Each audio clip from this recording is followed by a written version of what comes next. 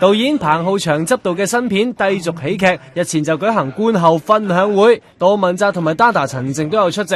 為咗配合呢一部3級粗口電影，阿澤同埋彭浩翔用咗粗口同觀眾對話添。嗱，呢套電影呢就冇辦法打入內地市場啦，但係反而咁阿澤就好輕鬆，話冇乜票房嘅壓力啊。而阿澤喺戲中就不斷整蠱阿Dada，又窒阿Dada。唉，其實阿Dada你有冇唔開心啊？慣咗啦，我而家已經係百毒不侵啦。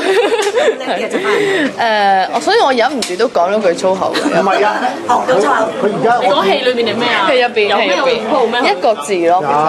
佢有注意到，係打機嘅咧。打機。呢個娛樂圈係咁噶啦，我攞炮場就成日窒阿Dada啫，Dada喺出邊成日窒啲靚模噶啦。